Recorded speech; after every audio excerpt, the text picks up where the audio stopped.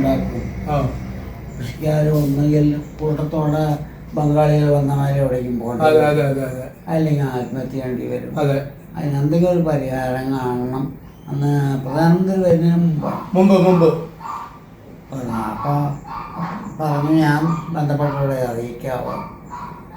പ്രധാനമന്ത്രിനെ കൊണ്ട് പറയാൻ പറ്റില്ലല്ലോ ശോഭനെ സംബന്ധിച്ചിടത്തോളം. അപ്പോഴാണ് ഇയാളിനെ ഏൽപ്പിച്ചത്. അതാണ് ഇയാൾ വരാൻ കർണാടക തന്നെ വരാൻ കാരണം. അപ്പോൾ വന്നു കഴിഞ്ഞപ്പോൾ കൂടെ വന്ന് പാടത്ത് വന്നു കാര്യങ്ങളൊക്കെ ചോദിച്ചു. അതല്ല, ഇതിപ്പോ മറ്റുള്ള 35 റുപ്യ തരും, അതൊക്കെ എല്ലാം സ്വാഗതം ചെയ്യുന്നു നമ്മള്. ഇപ്പോഴത്തെ അവസ്ഥ കർഷകരുടെ നെല്ല് എപ്പോൾ കൊണ്ടുപോകും, എപ്പോൾ എടുക്കും, എപ്പോൾ പൈസ കിട്ടും, അതാണല്ലോ നമ്മുടെ പ്രശ്നം. അതാരും സംസാരിക്കുന്നില്ലല്ലോ. അതാണ് പ്രശ്നം. ഇപ്പൊ 3 വഴിക്കാരും എല്ലാവരുടെയും 215 ബൂത്തിലും അവരെല്ലാം സംസാരിക്കുന്നുണ്ട്. പക്ഷെ നമ്മുടെ പ്രധാനപ്പെട്ട പ്രശ്നം എന്താണ്?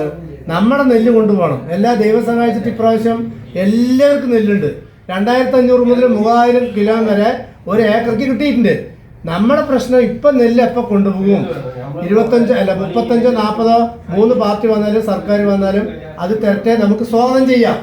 പക്ഷെ നമ്മുടെ ഇപ്പോഴത്തെ പ്രശ്നം നെല്ല് കൊണ്ട് എപ്പോൾ പോകും? കൈയൊഴിയണല്ലോ. എപ്പോൾ പോകും, എന്ത് ചെയ്യും? PRS വായ്പ വേണ്ടെന്നാണല്ലോ നമ്മുടെ പ്രശ്നം. അത് ആരും പറയുന്നില്ലേ. അതാണ് പറഞ്ഞത്. ഇപ്പോഴത്തെ കർഷകന്റെ പ്രശ്നം നെല്ല് കൊണ്ട് വേണം വീട്ടിൽ. ഞാൻ മനസ്സിലാക്കിയിടത്തോളം നെല്ലുകാരൻ്റെ ഒളിച്ചു കഴിയണം. അപ്പൊ ഇത് സർക്കാരിന്, കേരള സർക്കാരിന് ഇടപെടാൻ പറ്റില്ലേ? സർക്കാർക്ക് ഒരു പരിധിയുണ്ട്. മനസ്സിലായി. അവര് പറയും. പിന്നെ ഉദ്യോഗസ്ഥരും സിവിൽ സപ്ലൈസുകാരും നെല്ലുകാരുമായിട്ടാണ് ധാരണ. മനസ്സിലായി. നിങ്ങൾ വിചാരിക്കുന്ന പോലെ അല്ല. ഇപ്പൊ എന്താ പറയാ, ഏജന്റുമാരാണ് ഇപ്പോൾ നിശ്ചയിക്കണം. 2 കിലോ പിടിക്കും, 3 കിലോ. ഈ പവനെ പോലുള്ള സാധനമാണ് പാലക്കാട്ടിലെ നെല്ല്. ഈ കാലാവസ്ഥയിൽ ഉണക്കം പോരാന്ന് പറഞ്ഞാൽ ഏത് ബുദ്ധിയില്ലാത്തവനെങ്കിൽ പറഞ്ഞാൽ വല്ലാത്തൊരവസ്ഥയാണ് കർഷകരുടെ. ഇതാരും സംസാരിക്കുന്നില്ല. ഇതൊക്കെ ഇലക്ഷൻ വരുമ്പോൾ പറയും. അത്ര തന്നെ. ഇന്നലെയും ആയിട്ട് എലവഞ്ചേരി നാഗലശ്ശേരിയിലും സഹകരണ ബാങ്ക് കൂടെ പണം കൊടുത്തു പറയണോ?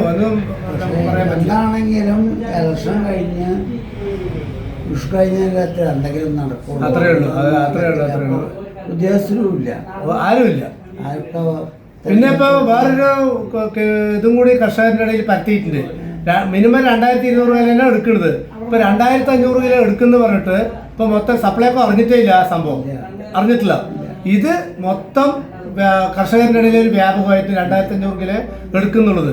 പക്ഷെ അത് സപ്ലൈക്കോ ഒരൊറ്റ കുട്ടികൾ അറിഞ്ഞിട്ടില്ല, തീരുമാനമായിട്ടില്ല. പക്ഷെ രാഷ്ട്രീയമാണല്ലോ. നമുക്ക് തന്നെ ഊഹിച്ചറിയാവുന്നതാണ്. എല്ലാവരും ഇലക്ഷൻ കൂടെയാണ്. അതെ. ആരാ തീരുമാനം എടുത്ത് പറയാൻ? ആരുമില്ല. ഉദ്യോഗസ്ഥൻ ഒറ്റയ്ക്ക് തീരുമാനം എടുത്ത് നടക്കില്ല. അപ്പൊ ഗവൺമെന്റ് ലെവലിൽ വേണം. ഇലക്ഷൻ കഴിഞ്ഞാൽ തീരുമാനിക്കും.